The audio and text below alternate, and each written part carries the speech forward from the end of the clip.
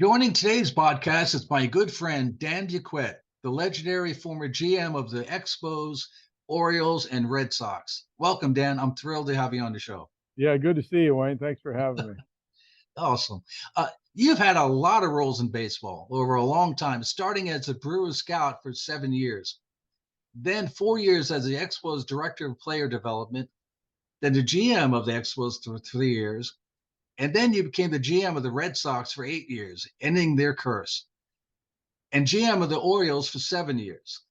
You were just inducted into the Red Sox Hall of Fame. Congratulations. Yeah, thank you, Wayne. Appreciate it. That was a Yeah. big thrill for me and my family.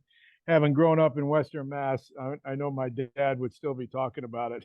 He was a Oh, big Red yeah. Sox, and Uh, it was a nice honor by the team. and deserved. Many of the players that were drafted or signed for you were on that Red Sox World Series team. And you're credited to having laid the groundwork for that team by signing, drafting, or trading the players like Tim Wakefield, Johnny Damon, Jason Varitek, Manny Ramirez, Derek Lowe, and Kevin Youkilis. You've been recognized 5 times as MLB Executive of the Year by the Sporting News of the Boston Baseball Writers Association and Baseball America. Wow. I can't believe we're friends when you have such an impressive resume. Well, we, we, Uh, we have a lot of the same interests, Wayne. We're interested in helping pitchers, yeah. which is something that we've been doing for a long time. So I think that's where we have a lot in common. Yeah, and our friend Emo who introduced us the same thing. Oh, we talk about the same kinds of things, and they're really interesting conversations. The Orioles are doing great this year. Last night, they became the first American League team in history to beat every other team at least once in a single season. Since you left the Orioles in 2018, I imagine the foundation you laid had something to do with the players that came up through the system. Well, that. I'm glad you talked about that because the Orioles are having a great year, and Bill Parcells, I think he probably said it the best. You know, when we started rebuilding the Orioles, I said it was better to tear the house down and build a foundation from the ground up. And we started the rebuilding of that ball club, of course, in 2018 when we traded off some of the major league players, Manny Machado, Zach Britton, et cetera, Brad Brock, of course, Kevin Gosman. And that was a signal to the fans that we were going to rebuild the club. But Mm-hmm. we left a good foundation in place with the Orioles. Clearly, A, yeah. a lot of the everyday position players, like Cedric Mullins, had a grand slam last night. He was one of our guys. In fact, we drafted Cedric Mullins a couple of times, both in the 13th round. One year he didn't sign. The next year we signed him. But we left a good foundation, and as Bill Parcells said, we left some groceries in the cupboard. And you Yeah. can see some of those players are having good years for the Orioles. And yeah, I think we left a pretty good player development operation overall, and a good, I don't know, culture or structure in the minor leagues where the players knew what the expectations were, knew what they had to do to get to the big leagues, and they knew that if they did those things, there was a path for them. We would promote them to the big leagues. And then, of course, the current Oriole administration, they've done a nice job in the draft, picking high. The last 5 years, they've made a lot of those picks count, and they've got some good pitching depth to go along with the foundation that we left there. Yeah, that's important. You get great players, but having the people to develop them is also important. So, and I'm sure that kind of structure was also laid out by you as well. So, congratulations. Yeah, I've always believed, Wayne, that one way to evaluate an executive is how the teams do after they leave. Because to Mm-hmm. me, leadership is about helping people um, do things on their own, right, and believe in themselves. And Mm-hmm. then if you do that and you do it well, they'll continue to do it, long after you're gone. And Yeah. I think that was kind of the leadership mantra that I encourage people to follow during all my stops. The Expos, of course, they did well in '94, right after I left. That's the best team they ever had. The Red Sox, they had some really good teams, like that 2002 team on paper they should have won 100 games. In 2003, we had the AFB game. And then 2004, of course, the Red Sox broke through and won the curse. And then the Orioles are having some success now. So I take a lot of pride in the fact that we left them a good operation. We left them some good scouts and player development personnel to be able to provide the foundation for those teams to do well after my time with those teams was completed. Yeah, it's the whole organization, from scouting players and then signing them and developing them. I don't think a lot of people realize how much goes into the long fuse that some of those things take. Yeah, it takes a little time, and you have to have some patience. Like with the Red Sox, we did really well on the international recruiting, Mhm. but that takes a little bit more time. With the Orioles, we didn't do much international recruiting at all, and we relied heavily on the draft. And thankfully, our scouts drafted and signed some good players. Austin Hayes, who's an all-star. Ryan Mountcastle got to 50 home runs there with the Orioles. Michael Baumann came up and he pitched well for them this season. Mhm. And we had some pretty good international signees. Anthony Santander, one of their middle of the lineup hitters, we got him in the Rule 5 draft. And then, Felix Batista, he was in our minor leagues. We signed him. Unfortunately, he's got an injury now, but he was having a great year. And, those are some of the players that have done really well for this year's Orioles team. Yeah, it's great to see. Didn't expect it. I'm usually looking at another team of, so I wasn't really paying attention to the Orioles. Well, right. Well, your sons were the Yankees, and Yeah. I mean, I got to tell you that American League East, that's a tough neighborhood Oh yeah. to make a living. It's a grind. You got the two major market teams in Boston and New York.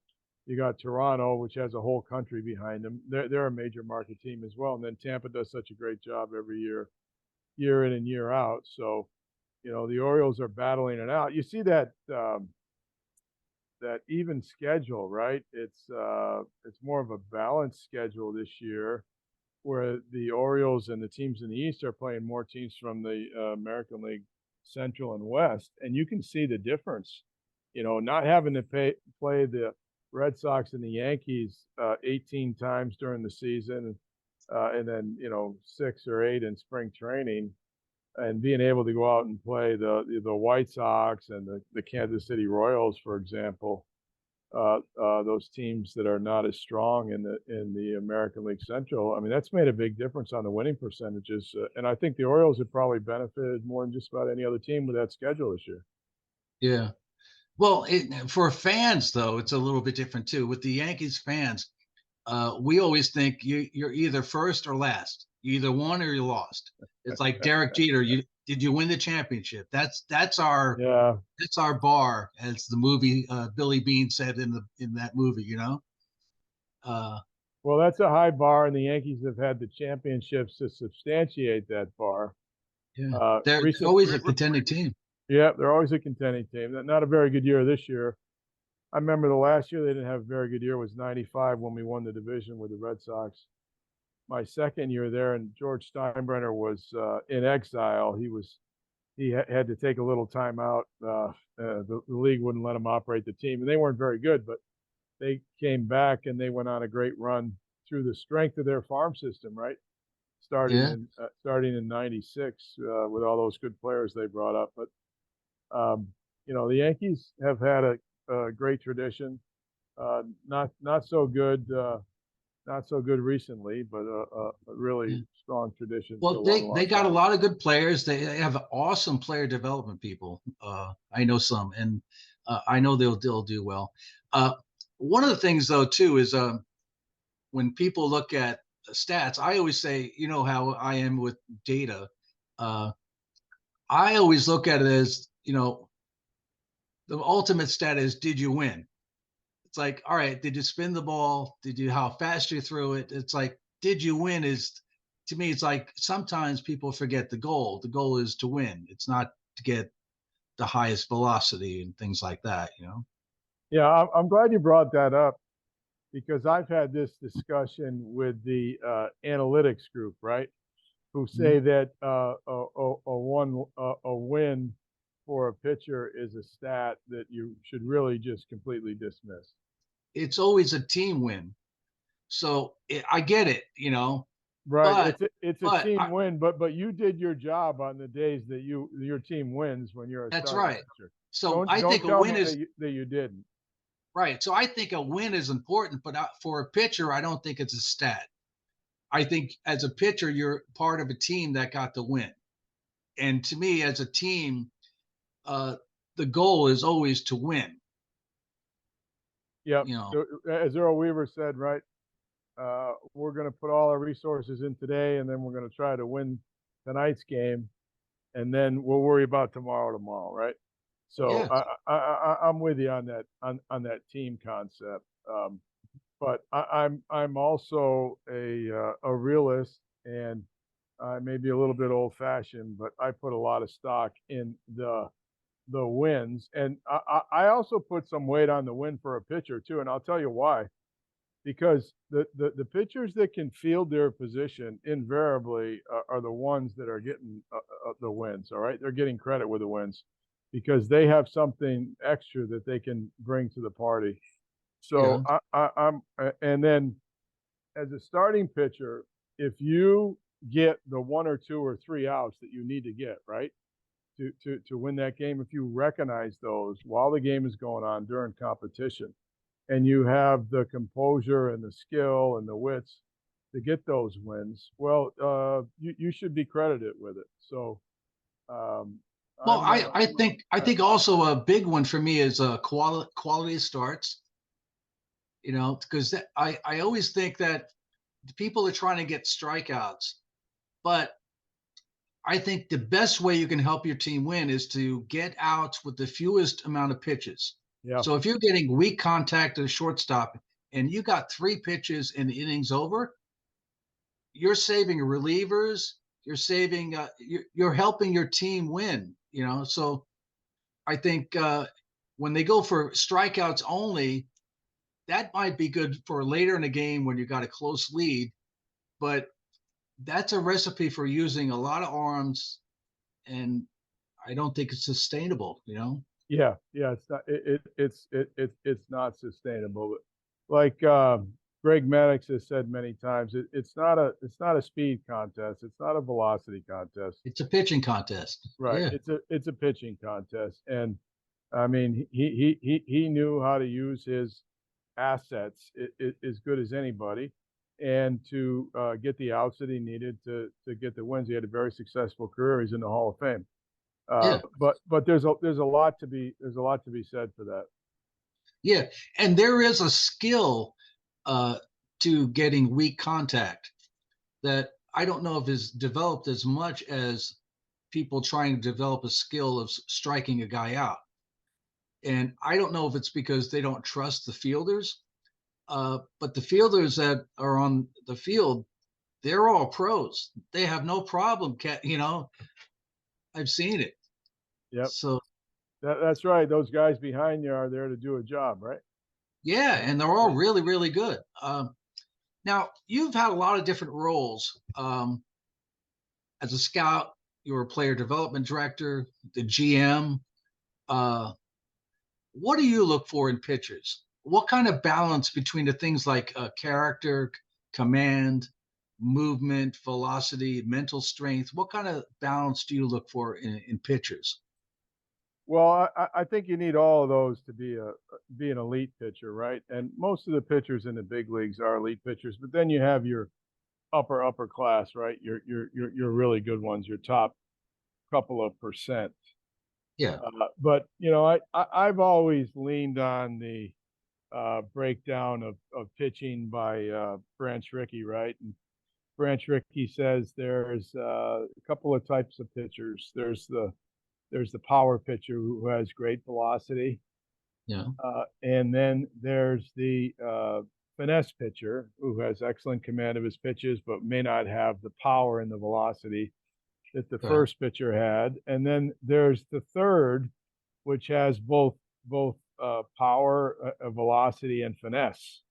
And if you want to have a good team, you should look for all pitchers that have all those qualities, right? That not Yeah. only have the power, but have the finesse and the command and control. So, I mean that's an easy way. That's an easy way to look at things.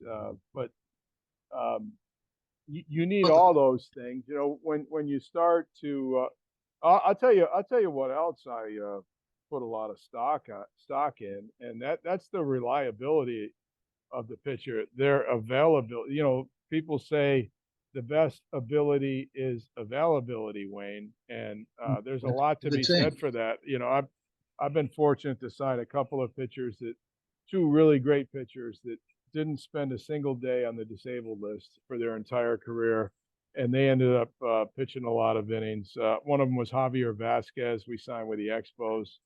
Mhm. He had a good and long career. And the other one is the great Derek Lowe, who I traded for with the Red Sox, and he didn't spend a single day on the disabled list his entire career. But you know, reliability is a key asset for the pitchers. You know, if you take a look at the numbers, over 60% of the pitchers every year end up on the disabled list, so they end up missing some time. Yeah. So if you can find the pitchers and cull out the ones that project to have an injury. Now that's hard to do. We don't control all these things, but if you have some tells along the way that can help you establish that your pitchers are going to be healthy and stay healthy over the course of the season, then you know you have a significant advantage over the other teams.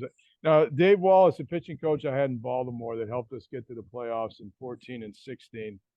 He was the pitching coach of the 2004 Boston Red Sox, and he was an old tactician. He learned a lot with the Dodgers. I met him when he was with the Dodgers originally as a pitching coach, I think in AAA. And Mhm. he kept every single pitcher on that 2004 Boston Red Sox staff healthy so that they took every single one of their starts over the course of the season. That's Pedro Martinez, Yeah. Derek Lowe, Tim Wakefield, Kurt Schilling, and then Bronson Arroyo was the Yeah. fifth, the kid with the long hair that played the guitar. But he kept him healthy, and there's a significant premium on that. And That matters. Yeah. yeah, and it's more than just the pitching coach, but if you monitor the volume, you monitor the workload, you monitor the fatigue of the pitchers, their training regimen. You have a conversation going with the trainer, the physical conditioning, the manager, and the pitcher. You know, and the pitcher knows himself and listens to his body. You know that's worth its weight in gold as far as I'm concerned. You know, the pitchers that know themselves and train in a way that they're healthy and available to their teams, I think are highly valuable. Yeah. Definitely. Um, how would you describe, like command, and how would you describe control? Because that's my biggest focus at the moment. It's been on command and control, and I want to get your opinion on what you think. Yeah. Well, do you listen to Major League Network radio from time to time? Don't have any time.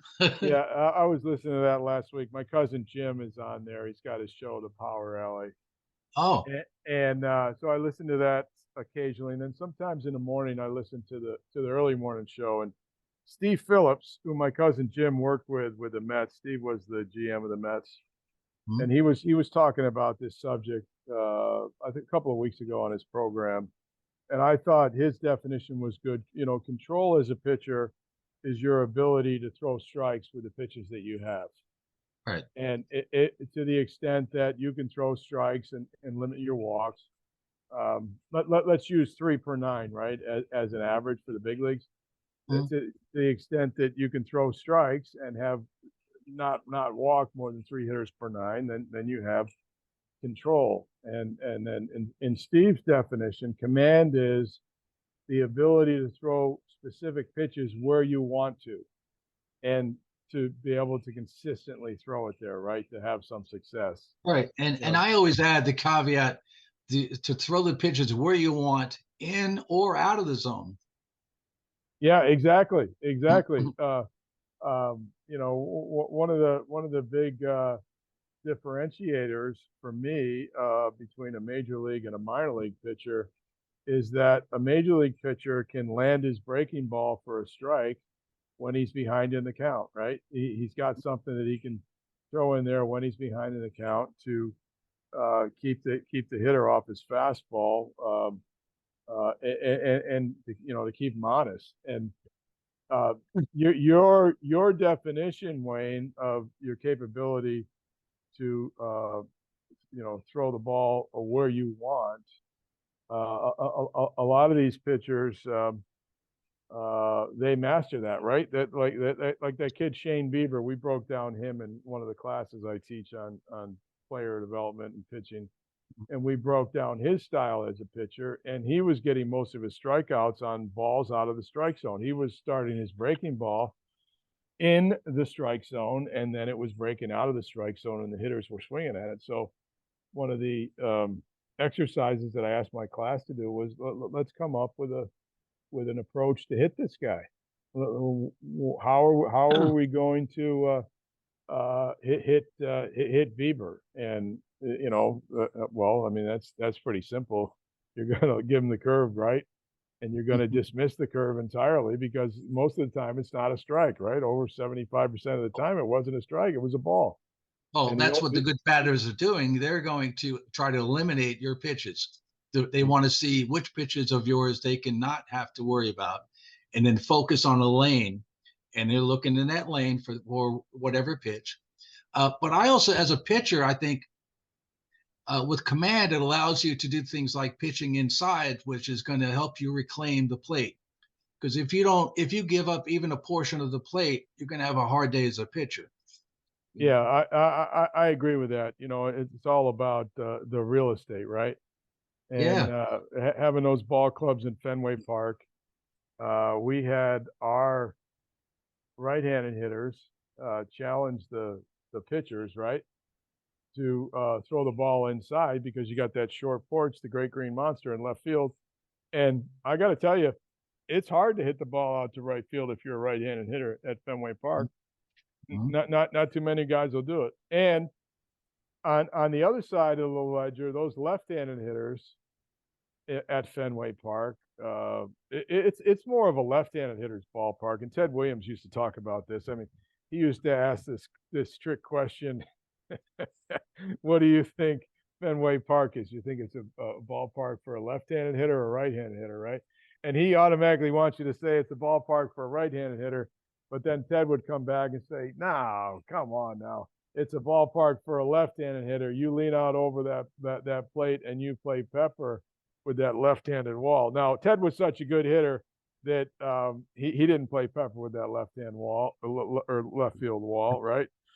Yeah, He hit into the shift. He hit into the Boudreaux shift, and he hit the ball where it was pitched. But to his point, if you have a good approach and you take the ball the other way at Fenway Park as a left-handed hitter, you can have a lot of success hitting the ball off the wall and getting a lot of extra base hits that in other ballparks wouldn't be extra base hits.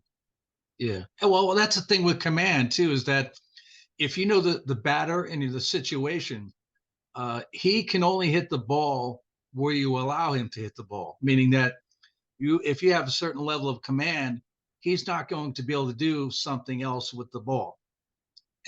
If you only have control, well, now you're at 50-50 whether he's going to be able to do something with it or not, you know? Yeah, right, right. And the other thing I think that will distinguish pitchers one from another is what kind of movement do they have on their pitches in the strike zone, Yeah. right? I mean, you take a look at the great one pitch wonder, right? Mariano Rivera, outstanding delivery. But I mean, he basically got away with one pitch, but that one pitch was so vicious for the hitters to hit because it moved after they made their decision to swing. Yeah. Uh, Well, and well, move. they were vulnerable to the natural movement of the ball.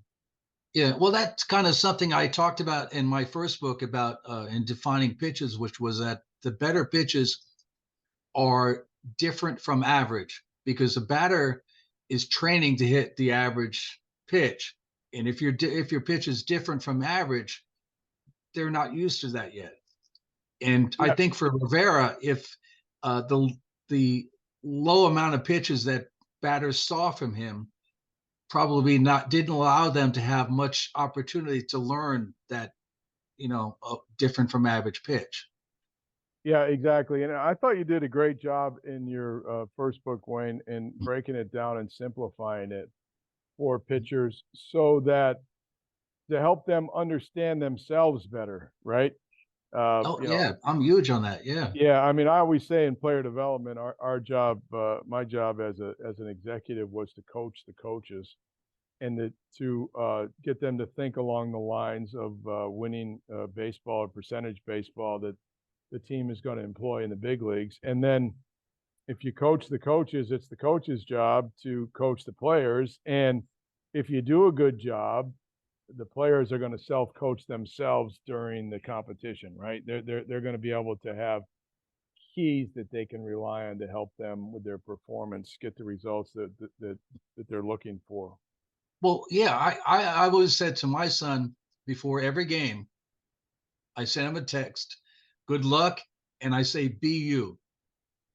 And to me, that is so important. Like, don't try to be a power pitcher when you're not a power pitcher. Don't like be you. Like your team has you there pitching because they believe in you. So just do what you do. I think too often people will see some guy like a DeGrom throwing 100 and think they have to throw 100. So like if Bieber saw DeGrom, it's, oh, I'm going to try to throw 100. It's like, that's not Bieber's game, right? So like each player has to find out who they are, uh, become great at it and keep doing it. Yeah, that's a good story. I had a similar experience with my 14-year-old Brody. We were working in the batting tunnel, and he works with a guy down here, Fletcher Bates, who's one of Trot Nixon's buddies, Uh, and he works with a kid named Rooney that played for me with the Orioles. And Rooney's an excellent hitting instructor, and he had Brody hitting pretty good. And then I went and I watched the game, and all of a sudden Brody's got his stance opened up. He's a right-handed hitter, uh, and he's got his left leg out, and that doesn't allow him to close up, and he's flailing. He pulls his left shoulder out. So I said, Brody, what's going on with that stance change that you made? He goes, oh, I was watching Manny Machado the other night. And Manny was his most favorite player when we were with the Orioles, right? Brody right. went to the Gold Glove ceremony with Manny. We sat at his table one time. Well, that's cool. Yeah, so that's cool. But so I said, hey, Brody, that works for Manny. I said, but it might not work for you. Okay, Right. you might have a different frame than Manny. You might have different skills than Manny. You might have different cues that you need. I said, Yeah. why don't you go with something that works with you? Um, Yeah. a lot of times you can become a ball player by emulating other ball players and trying things. But we used to try those things out in the wiffle ball games in the backyard, right? We wouldn't use those in the competition that much. Yeah. Well, I remember when Sean was learning, and I didn't know the baseball, let alone pitching. And I was reading and everywhere I could find about from gurus about how to throw, and none of those things were really working. So then I decided, because I'm an engineer, let's take a really methodical approach. I said, here, you're going to throw to this target, as hard as you can, and we're going to hit that. We're going to hit that spot, and I'm going to film it with an iPad. And then he would throw. Every time he threw very well at a high speed and hit the target, I go up to him with the iPad and I show it to him. I'd say, all right, here, your arm was here when he did that. And we kind of did that iterative approach to how he threw. So it became his way of throwing. So, for example, a lot of people will look at, uh, uh, an instructor might tell them to throw a certain way, but that way might not be the right way for Right. that player. Right. And you will never know what the right way is for that player until you have tried to like you can't make an omelet without breaking eggs, right? So you kind of have to try some different things to find out, well, what fits for this guy. Right. And I think in player development, too often people are kind of pigeonholed into, okay, you're a Machado and you're a Ted Williams, and instead of finding out who, are you a Dan Duquette? How does Dan Duquette hit? Maybe Dan Duquette has style is the best way of hitting in history of baseball, right? Yeah, I don't think so. Yeah, I know what you mean. Although Me either. I did get one home run in college, but the thing is, like, you have to try a few things, and then you have to know You when have to you've done find out who you are. right, and you have to know when you've done it right, right? So that you can repeat it, right? You know, Yeah, we had this mantra, every pitch with a purpose, right? yeah, Every time you throw a baseball, it should be with a specific intent. You should have a specific purpose in regards to what you're trying to do, how hard you're going to throw it, what your target is, and absolutely. and having the visual targets like you have on your command tracker, I think helps a lot of players really focus in on it. Years ago, Brand Tricky used to have the strings in Dodger Town. I'd go down there when I was with the Expos. Mhm, They'd have the strings in their bullpen in spring training, mhm. and it would allow the pitchers to focus on what the target is that they're trying to hit. But Yeah, I mean, if you're focusing every time with intention, every time that you throw the ball, for example, Tom Brady, greatest quarterback of all time. Every time he threw a football, he had a very specific target that he wanted to hit. And yeah, he worked with Tommy House on his throwing. But I mean, that's what it takes to be an elite thrower, is that kind of intentionality, that kind of concentration, that kind of self coaching. I mean, I watched Brady one night. He did an interview, and no, it wasn't an interview. He was walking off the field, and Drew Brees.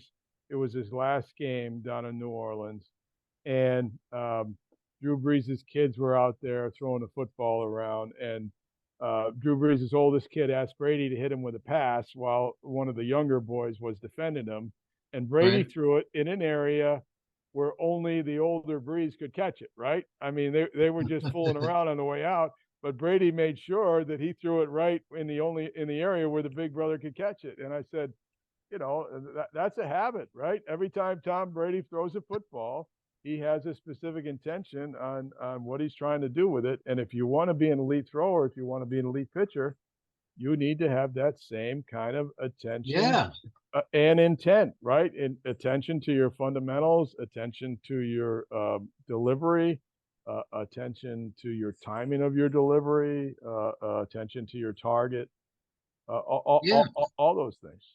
yeah. When I worked with Sean, every time he threw, it was to that target, the old version. And even when he was throwing, I had a wall back there, and it had a target on the wall. It was made out of 4x4s, and he'd throw to the wall, and the ball would bounce back all erratic ways, and he had to field the ball. But he still had to hit a target, then field the ball. Then after he fielded the ball, he had to throw the ball to a target. So every time he was throwing, it was to a target, and so it becomes ingrained in you, you know. And Yep. so as you try to throw harder or try to throw with more movement, you're still solely focused on hitting your target, you Right. know. Yep. Hitting your target. A lot of control issues can be addressed with young pitchers with improving their mental focus, right? With improving their mental skills, Yeah. so that Oh, so that they understand the intentionality that it takes to be an elite thrower, right? To be able to hit your target. And I mean, these guys in the big leagues, I mean, they'll pulverize those balls in the middle of the plate, right? That they can mhm, time up, absolutely.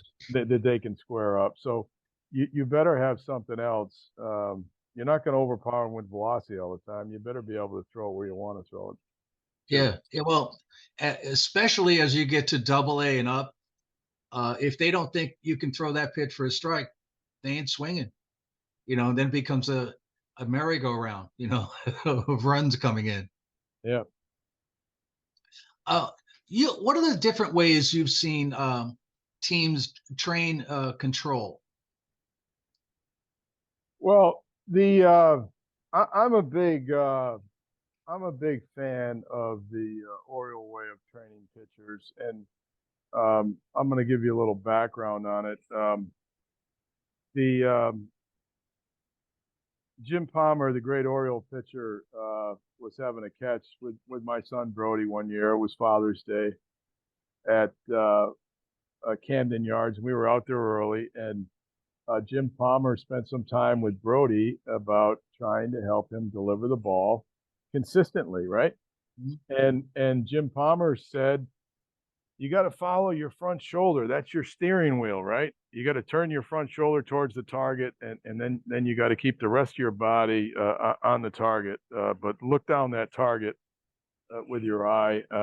That's your steering wheel. Now you got to get behind your steering wheel and be intentional. And when I was with the Brewers, we had the great Oriole pitching coach George Bamberger was our manager, and George Bamberger taught Palmer when he was in the minor leagues. Now Palmer, when he came up, he always didn't have good control. And I asked, of course, I used to go to lunch with Bamberger and Herman Starrett. It's one of the great gifts that Harry Dalton gave me when he hired me, that I could be around these great Oriole pitchers. And Starrett pitched for Bamberger in the minor leagues, and then he was George's pitching coach in Milwaukee when George was the manager. But Palmer used to relate to me that when they did their side sessions, after you got loose, the first thing that you had to do for George Bamberger was you had to hit down and away to the glove side. Okay, so if you were a right-handed pitcher, you had to throw the ball downhill on an angle and throw a perfect pitch at the knees on the outside corner to a right-handed hitter. And you had to do that to time up your delivery, right? Because you can't throw that pitch, okay, without doing everything correctly in your pitch and delivery, from bringing your knees up with your hands, going directly towards your target, keeping your front side closed, and bringing your arm through, and then having a follow through. All the things that you have to do fundamentally sound the delivery, you have to do them correctly to throw that ball down and away to your glove side. So George, when you were doing your side work, you had to throw down and away, and he would sit there and he would help you and he would watch you. And then when you threw one down and away, you'd have to throw another one down and away to your glove side. And then when you did that, you have to throw another one down and away to your glove side. And then when you did that, you have to throw another one down and away to your glove side, and then another one. And then if you could hit 5 in a row, then you could go to another area of the strike zone to try to develop command in that other area. But until you got a feel for your delivery and got in sync with your delivery and understood how to throw the ball down and away to the glove side, you couldn't go anywhere else. Now, they tell me I live down in Wilmington, North Carolina, and it's Michael Jordan country down here, right? His mom was from Rocky Point. The boys play baseball over next to Laney High School, where Michael went to high school. So they tell me when Michael got cut from his high school team and he went out to practice, he used to practice shooting from a specific spot and hitting a target until he would make it like 10 times in a row. Okay. And then when he hit that target intentionally, made it 10 times in a row, then he could go on to another spot. Well, this is the same kind of intentional training for command that we're talking about for a baseball pitcher, right? So you're talking about perfect practice and repetition, Wayne, and to me, that's the best way to train command, right? Having the intentionality and then doing it and doing it again, again, and again, and again. It's not practice that makes perfect. It's perfect practice. I've seen Bamberger and Starrett stop throwing side sessions when the guy couldn't throw the ball anywhere near where he wanted to. They would just stop. You know, it's They funny. would just stop and say, "We're not doing it anymore because you're getting Yeah, worse." yeah. My son sometimes he'll tell you he'd be thrown in the back, and his friends would be there wanting to leave. And we had a deal. He'd work, an hour a day, and I'd come up from work and I go back out there to help him throw. And I remember one time he's just throwing, and it's like half-ass. And I just threw my hands up and I started walking away. You're wasting my time. And I'm going back. And then, oh wait, then he got mad. Now I hear whoosh, boom, and he's hitting the spot, and the balls are going harder. And I said, that's the intensity and the focus I need. There you go. So I think the mental part of uh, is huge for command as well. Uh, how focused you are, how intent you are in hitting that specific target. Uh, that's another big thing. So if you say to yourself, I want to hit, you have to hit 10 out of 10 before you move on. I think there's a mental component into that too. Yeah, absolutely. You seen the movie The Karate Kid, where Mr. Miyagi is teaching the kid. He asked him to teach him how to be a fighter, and then Mr. Miyagi would give the young boy all these different chores, and he gave him a different chore for each day. And at the end of the week, the kid said, "Well, Mr. Miyagi, you've taught me nothing." And Mr. Miyagi said, "On the contrary, I've taught you everything. You just haven't been paying attention, right?" And that's George Bamberger, Mr. Miyagi, right? I'm going to teach you to hit down and away, down and away, down and away, and that way you're going to get command. And I'm going to reinforce that command of your fastball is probably the key component to you being a professional pitcher. And then Oh, yeah. once you recognize that you can command your fastball, then we'll talk about some other pitches. But until you can accomplish that, we used to have a hierarchy of skills that I came up with that we developed with the Expos. And they were specific skills that the pitchers had to learn and that we emphasized at certain areas to go on to the next level. And this hierarchy of skills made it easier for the coaches to coach, and they made it easier for the players to learn because everybody was talking, singing from the same prayer book, if you will, right? Yeah. You're not moving up in this organization as a pitcher until you learn a few fundamental things. And the Mhm. first thing you're going to learn is command of your fastball. And the Mhm. second thing you're going to learn is to field your position, right? Yeah. And then you have other ones as you go up. But this hierarchy of skills, I think, is helpful if you're going to systematically train. I mean, taking into account everybody's different, right? Uh, Right. but there are still some fundamental specific skills that we can agree on that major league pitchers have, and they have to have Absolutely. to do their job in the big leagues. Mhm. I also wanted to talk to you. How's your chocolates grip enhancer doing? Oh, I think that's an amazing product. yeah, chocolates. Let me see if I can show you this. I got a little chocolates here. Oh Uh, yeah. Oh, yeah, now there I you can go. see it. Right. So chocolate's grip. It's an inert material. It's a type of sand. It's a type of white sand. I'm gonna take some out. I don't know if you can see it. I can kind of see it. Yeah, Yeah, see, there you see, go. see, it's like a white sand, Right. and it absorbs oil and it repels water. And we did a couple of it's an inert material used in facial makeup, so you don't have to worry. There's no effects from it. But by absorbing oil and repelling water, it can enhance your grip in a number of different sports. If you took some and rubbed some into your hand, you'd have a little bit of residue, but Mhm. you'd notice that uh, if you have sweating, if you have an issue with sweating, right? Now the perspiration is going to be absorbed by the chocolates, and it should enhance your grip on whatever you're doing. So we've had some. We had a test with Major League Baseball where we prepared the balls with chocolates with some specific media, Right. and we tested them in the Arizona Fall League at the end of 21, and then in 2022 we did a test with Major League Baseball by preparing the balls with chocolates through a very specific process. And we think it's a solution to give a more consistent grip to the baseball. And we're advocating that this be done at the source, right? Like at the plant. So when the balls are prepared and they leave the plant, they would be prepared with a certain Yes, media. they're all all uniform and exactly the Right, same. right, Yeah. right.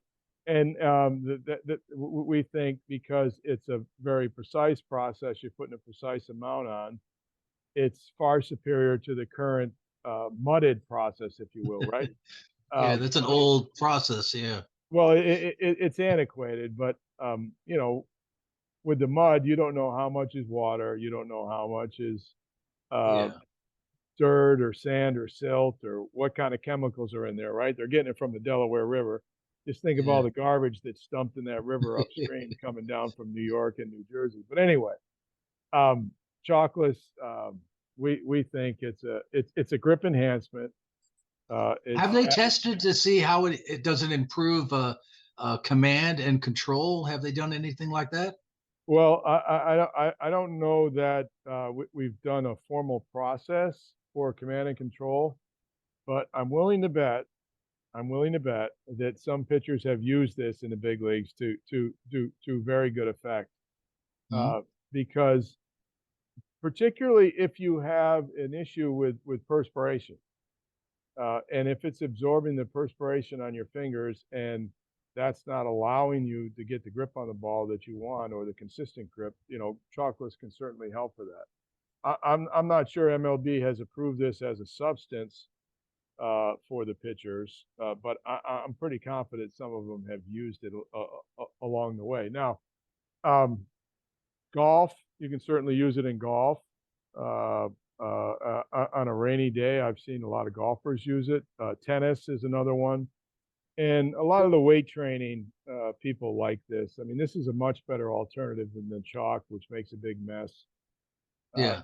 And we have some elite basketball players that have used it very effectively. In the NBA, right? Everybody's sweating, and then those balls get wet. If you've got a competitive advantage where the perspiration is absorbed off your hands, you should have a better feel of that ball when it comes around your way. Yeah. And then Well, there's a couple of football teams that are experimenting with it as well. yeah. I think for baseball, I really like it because uh, everyone, if they use that, would be on the same page. Like, for example, when my son comes off the field, they check his hands. My wife always looks at and she gets mad. What do they think he's cheating? And Sean would never cheat. And I said, no, uh, he's been competing against guys, some of which may have used some things. And this is a way of making sure that they're all competing on the same level, which I like. So if MLB used this stuff for everybody, at least everybody's using the same thing and they're all on the same plane, and it's fair. Yeah, You know? I'm a big proponent of the level playing field, Yeah. and and also the consistent preparation of the balls. Right, Yeah. we know with chocolates use a certain amount. You prepare them a certain way. You're never going to get that type of consistency from the Delaware River mud, and chocolates is inert. You're not going to get anything from it, right? Yeah. You can you can wet your fingers and not worry about what was in that mud upriver. Yeah. Well, I think it's awesome. Um, the other thing I wanted to talk, we touched a little bit about this, is the mental game and relates to command. Um, I was talking with Gil Patterson the other day, and he was talking about working with Roy Halladay and how Doc had struggled when he first came up, went down to the minors. He worked with Dorfman and mainly on mental skills, having your mind in the right place. And then it was a total transformation. We've all heard about Greg Maddux doing the same thing, and he may have worked with Dorfman as well.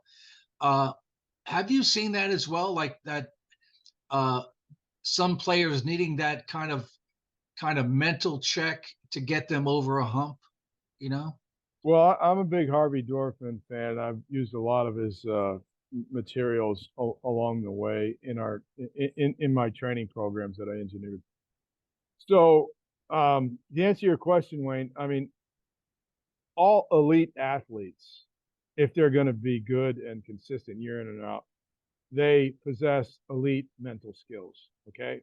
You watch that tennis tournament this week Yeah. in New York. I mean, those guys competing there at the high end, they have elite mental skills. Okay. They know what they have to do to prepare. They have these processes or preparation rituals that they go through. They do it in golf. Okay, all your top golfers. Now golf is a very, very demanding mental game. Um, so they have to be able to do it. So if you're going to advance and be an elite pitcher, you have to develop mental skills along the way, or you're not going to be able to maintain your position as an elite pitcher. Yeah. And I also think that I like the saying, thoughts become things, and that you don't want to have bad thoughts in your mind. And I also think you want to have positive, like, I'm going to hit that spot with this ball and it's going to move that way. Yeah, I think those kind of mental skills are very important for command. yeah. No, I agree. Um, the close the thing that you think about last is the most likely thing to happen, right? So if you're thinking good things and you're seeing yourself throwing a perfect pitch and getting the hitter out, you got a much better chance to get that hitter out than if you think, oh, Yeah. I can't get this guy out, right? Last time I faced this guy, he hit one over the fence, right? So you have to be convicted, but you also have to have the mental process, because it's all connected, right? Yeah. Body, mind, and spirit.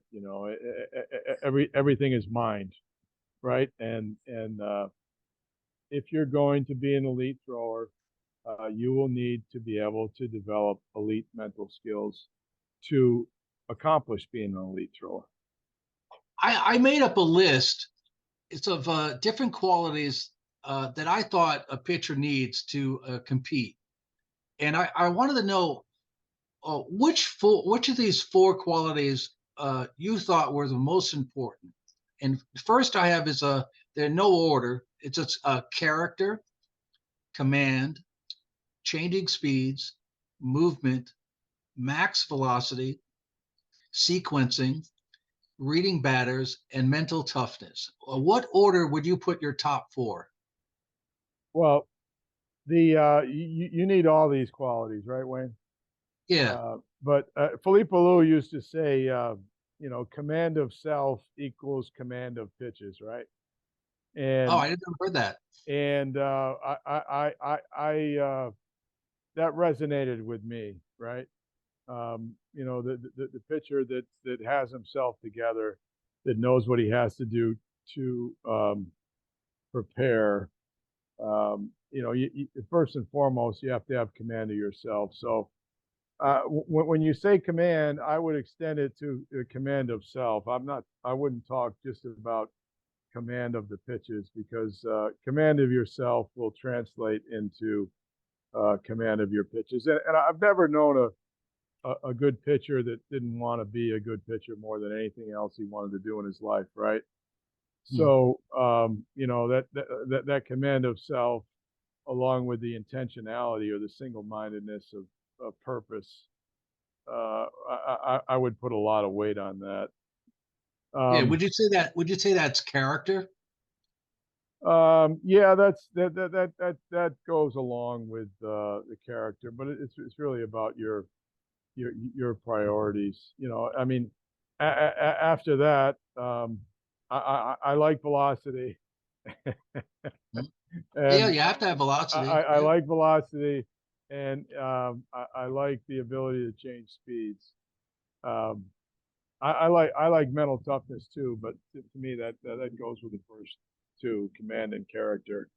This Yeah. sequencing, reading batters, other people can teach you those things, Mhm. and you can rely on other people to do those things. So I would put those at the bottom of the list. Yeah. I'd put command and character at the top, and closely followed by velocity and ability to change speeds. Yeah. You're the first person that I've had on that combined command and character to one. I don't know. You gave me a lot of choices. Like I said, you need all those things to be a good pitcher. Yeah. You gotta you gotta be a chef and go in the kitchen and put together the ingredients, and Yeah. then I was then trying to come out. figure out, I figure I have so many great people coming on the show that I figured, let me find out what they think the top four are. So I've been doing that, and at some point in the future, I'll kind of reveal to everyone. I've been keeping track, and we'll see what's a general idea that people have. Yeah, good. I'd like to see that. Uh, how would you describe a complete pitcher? Like, what qualities need to be a complete pitcher? Well, the best pitcher I ever worked with was Pedro Martinez, Oh yeah, and I mean he had everything. He had great stuff. He had these long fingers, which allowed him to exert extraordinary spin on the ball and have great feel. He had a outstanding breaking ball. He had a changeup that could get the hitters out like Bugs Bunny, right? Like that Bugs Bunny changeup. yeah, And he wasn't very big, but he had the heart of a lion. Okay, he was out there competing at the highest level every time. So I mean, I've traveled all around the world looking for pitchers and worked with a lot of pitchers, but I never found one that had the gifts and the mental capacity. This guy's the smartest guy that I ever worked with. This guy could read swings better than anybody. He could catalog them in his mind uh, so that he could use them later in the game. I would present him as having all the skills. I yeah. mean, he had a hell of a temper too, Wayne. And I saw him one night in Fenway Park. He almost started a riot there when he um, threw the ball behind that Mexican's head with the Yankees and got in a fight with Zimmer there. Uh, but I mean, Pedro was the most complete pitcher that I ever worked with, and all the qualities that he had is I would present to a pitcher to emulate. Oh, there's a saying that I use a lot that I heard him say, and you might know the coach that told him this, because he didn't say who it was. He said, when you're making your pitch, you want to make sure you execute your idea. So if I'm going to miss, I'm going to miss way in the direction I was trying to hit. So in other words, to execute your idea. And in my target, that command tracker target, we have a thing called good misses. So you can pick a spot on the target or spots, and you can also pick good misses. And so you're training your pitchers to hit a spot, but you're also training them to execute their idea. If they do miss, here's where it's okay to miss.